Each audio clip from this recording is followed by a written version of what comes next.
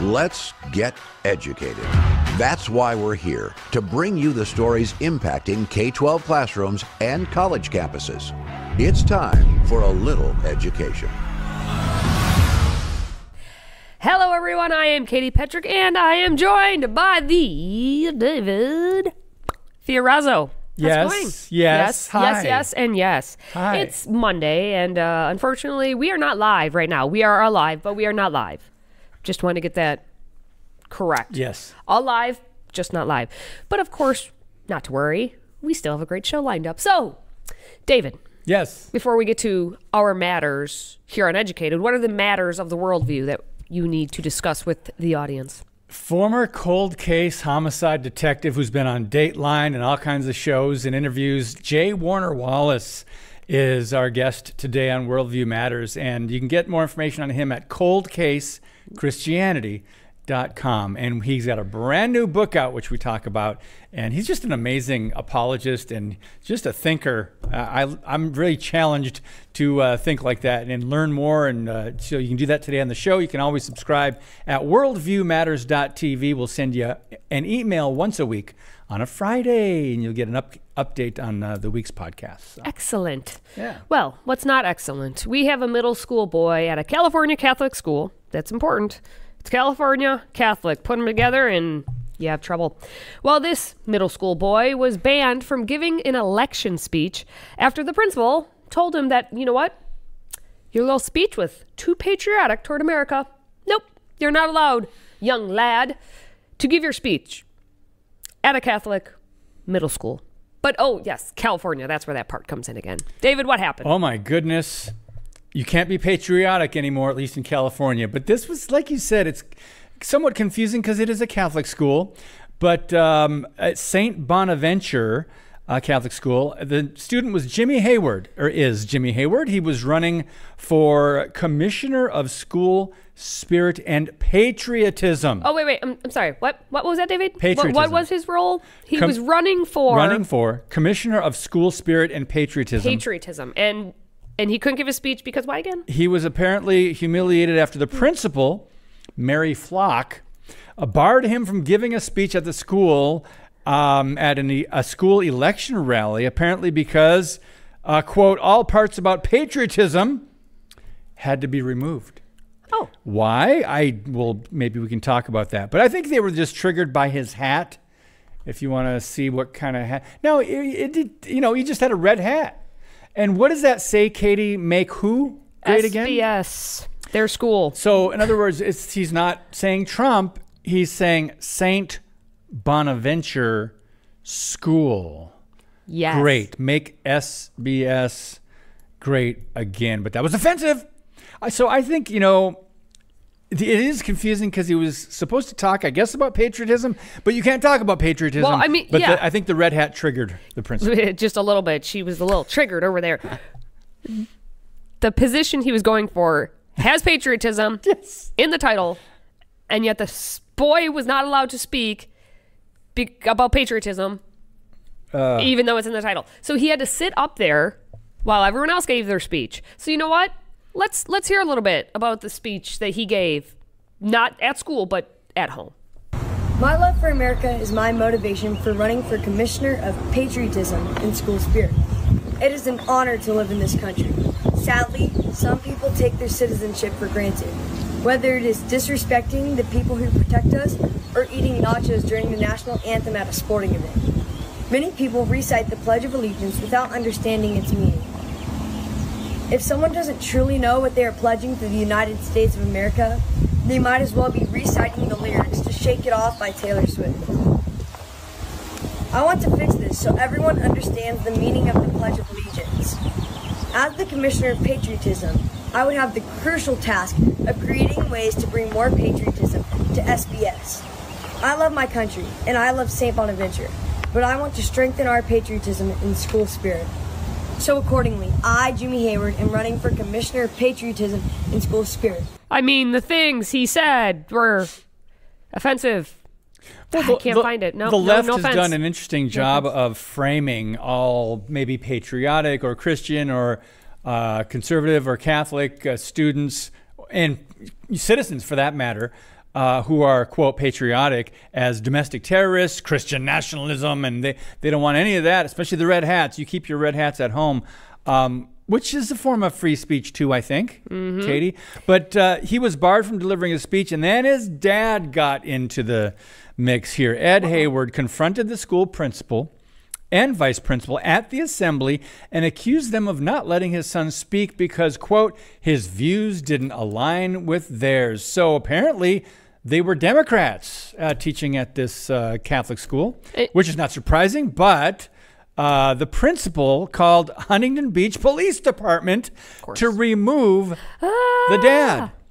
Get him out of here. The police department, and officers showed up, talked with Hayward, and told him he was, quote, free to stay and watch with the rest of the families in attendance. So apparently the police weren't, didn't think he did anything worthy of arrest or warning, so they let him stay. Do I have that right, Katie? Yeah, and then they also, said thank you after having read the speech.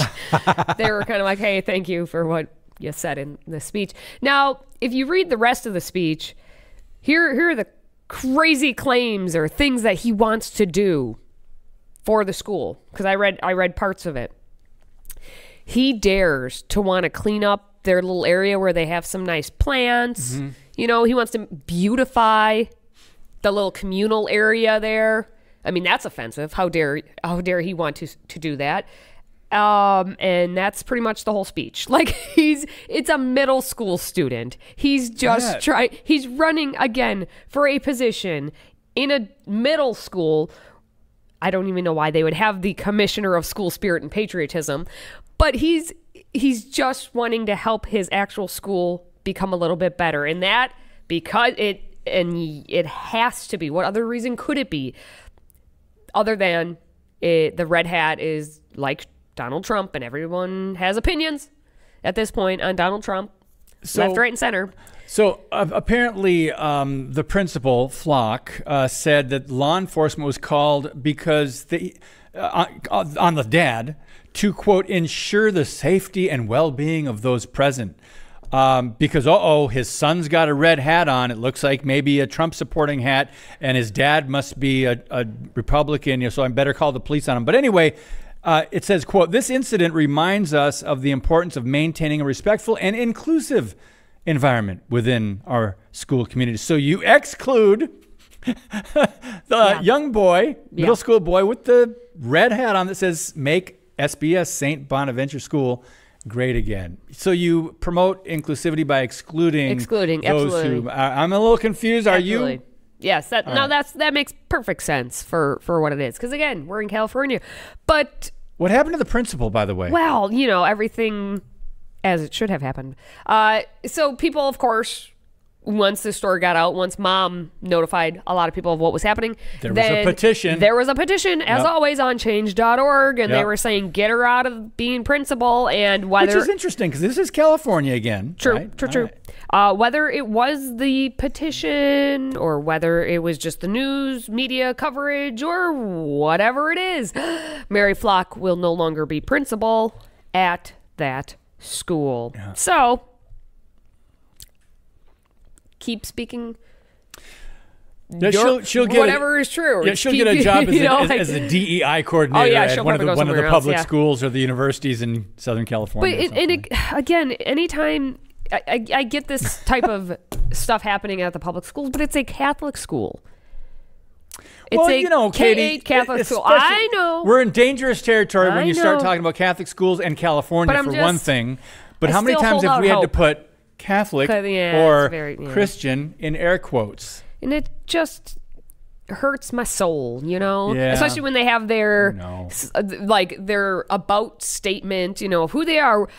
They say that St. Bonaventure Catholic School is dedicated to fostering a Catholic, Christ-centered learning environment that builds a community valuing respect and integrity. We encourage freedom of speech, recognizing that allowing students to express their thoughts and ideas is crucial for their growth and development.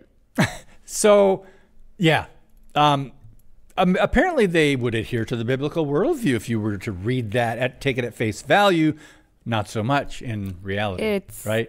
And that's middle school we're talking about. Yes, middle school. Yep. So, of course, we need to go down to the elementary level. Okay, now, let's go lower. Let's go lower.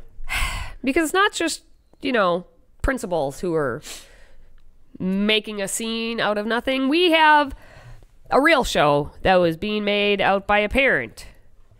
And if you enjoy seeing when parents go wild over things, this next story is for you.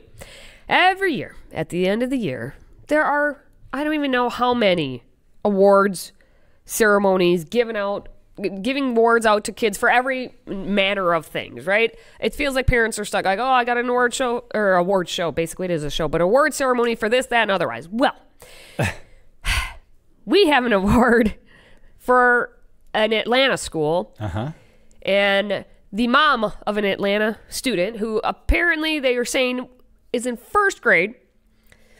The son was supposed to supposedly maybe get an award, but he didn't. And so mom let it be known that she was not happy that her son did not get an award at said award ceremony. There were enough awards to go around, apparently. Hey, ladies and gentlemen, I apologize for what we're seeing right now.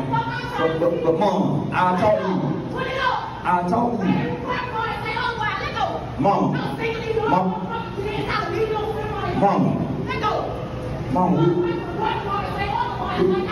we can look at it in a minute. You can't.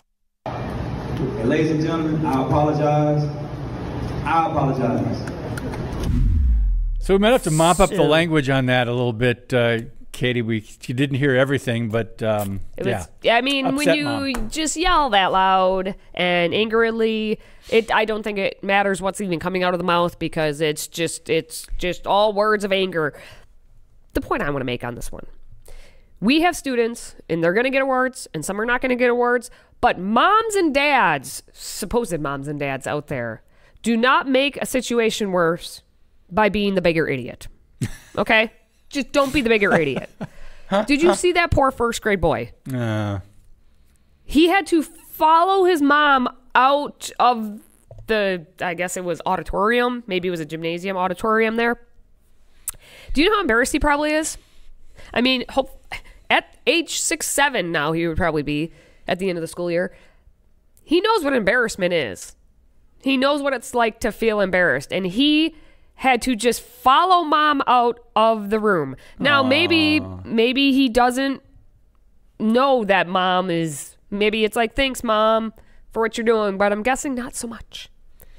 Yeah. It may be a blessing that he was that young and maybe he doesn't have as much embarrassment. Hopefully he doesn't fully grasp that. But is that's what you present to him? That's how he's supposed to behave in public as well? No matter the situation, just yell, just scream, storm out? Potential public humiliation. I think he was maybe too young to... I don't know. But, she's going to make him feel worse by saying, you didn't get an award and they robbed you, and he's, stirring up the pot. And anyway. It's not good. Yeah. Okay. Friends, it's time to find out if you are smarter than a student at Freedom Project Academy. So here's a question from our economics course. Ready? For most of U.S. history, the United States had a trade surplus or a trade deficit. A or B? Trade surplus or deficit? We'll be right back with the answer. Today's episode is brought to you by Freedom Project Academy. Looking for a K-12 classical online school built on Judeo-Christian values? FPA is enrolling now for the fall. Request your free information packet at freedomforschool.com. That's freedom, F-O-R, school.com.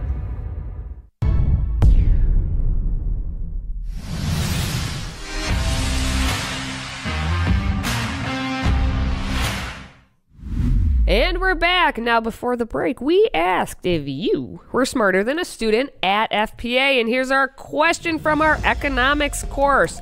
For most of U.S. history, the U.S. had a trade surplus or trade deficit. Is it A or is it B? Surplus. David is smarter than a student at FPA, or just as smart. Just as smart. It's A, trade surplus. Ooh, good stuff over here in the economics courses at FPA. Now, for more information on the Live Anytime homeschool and summer school courses offered at Freedom Project Academy, visit freedomforschool.com. That's freedom, F-O-R, school.com. Now, it's the end of the school year, and hey, some schools are already done. Thank God for them. Some have skedaddled. But we can't end a school year without first having a school strike for Gaza, David. What? And we had to have a whole day of it. So school strike for Gaza day, and that, of course, took place on Friday, May 24th, which already leads into a 3-day weekend. But I'm sure that had nothing to do with it being held on that Friday. I mean, it was just a coincidence that it then became a, 4-day weekend. Because we are angry, and we need to have a strike, and we need to bring our children into this strike. So, it is called the Angry Education Workers Group. That's who they are. They're the Angry Education Workers. It's a socialist group of self-described, politicized, obviously, and militant teachers who urge students at high schools in and around Washington, D.C. to march to the White House. Because that's obviously what they want to be doing on any day of the week. Yeah. But we'll just make it on this Friday before Memorial Day. Yeah, we'll strike. Now, the group had planned together at McPherson Park, which was blocks away from the White House, to demand that the Biden administration and Congress, number 1, end unconditional military aid to Israel, and 2, call for permanent and immediate ceasefire. Ha! He! Hoo! They're angry. I'm trying to be angry. Is that my angry? This is my angry face. Rawr. So, according to all the materials that they pushed out there, it was an event run by students. This is all the students. Because children, just like us, murdered. See, that means it was children, just like us. They wrote just like us. So that means obviously the students are doing this. Okay. They suggest that this event was actually, well, as we know, planned by adults using children as props. Like we know that's actually what happened. Do you remember way back when we had the shooting in Florida and all the children decided to stand up? David Hogg. Yeah. What are the rest of their names? I've forgotten them all. I've pushed them out of my memory. But they were like, this is all the students are running. We're students doing this. And it was an entire operation funded behind the by the scenes. left. Yeah. Oh, completely. This is just another example, a newer example. So they have their school strike for Gaza, and they got together. And it says in the little materials that they handed out that we have planned this action alongside veteran organizers. They're the ones who have actually planned it, who have planned numerous peaceful, unescalated, and legal protests at the exact same locations. Now, the event materials were actually obtained by the watchdog group Parents Defending Education, and then they shared them with the Daily Wire, who's the one who broke this story. And it says that free lunch was going to be provided and that we are not anticipating any legal troubles or arrests. But we do have lawyers, police liaisons, and marshals on deck in the off chance the police escalate against us. You see? Oh my goodness! Do you see how that works, David? It's no. Wait a minute, they're protesting if the police escalate. But we're ready. But we're lawyers. Peaceful, and so. But we're also going to have everyone on hand because just in case the police do something. So then we're ready. And the students organize this. No. There's more to this angry education workers group, the revolutionary workers who want a new society which creates what it calls agitprop, saying black trans lives matter. For sure. What does that have to do with Gaza and Israel? But anyway, the group boasted that, quote, a politicized core of militants is emerging among the rank and file of mainstream teachers unions, the American Federation of Teachers, AFT, and the NEA, National Education Association. Surprise, surprise. And we hope to push this as far as we can. Yes. So just like in Congress where you have... It's all about the kids. Yeah, it's for sure. But just like in Congress where you have the left and then you have the way left. You have the teachers unions way left. Well, they're already... And then the way left is apparently these people, and they're proud of it. They're saying that the rank and file is... there's a core of militants emerging among those rank and files. Oh, get ready for that. Marxist America. There we be. That's what it is. But instead of Marxist America at the moment, We would like some Babylon Bee headlines to discuss, and we want to see who will be Queen of the Hive, so stick around. In 2024, we find ourselves at a pivotal moment where the call for unity, freedom, and a better future echoes louder than ever. Introducing Patriot Mobile, the wireless carrier that stands with you. We are committed to supporting the values that make our nation great. With affordable plans and reliable nationwide coverage, Patriot Mobile is not just a wireless service. It's a call to action for those who believe in the American dream. Get free activation now with promo code EDUCATED.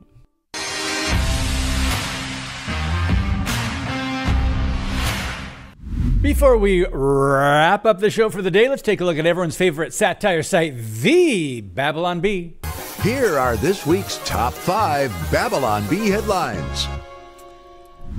All right, we picked our favorites, except for Katie has not seen them, so her response and reaction will be authentic and genuinely just surprised or angry or Gleeful. amused. Hopefully gleeful. Hey, gleeful. So let's go to number 1.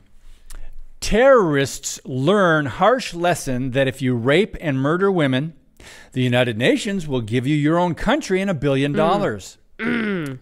Number 2.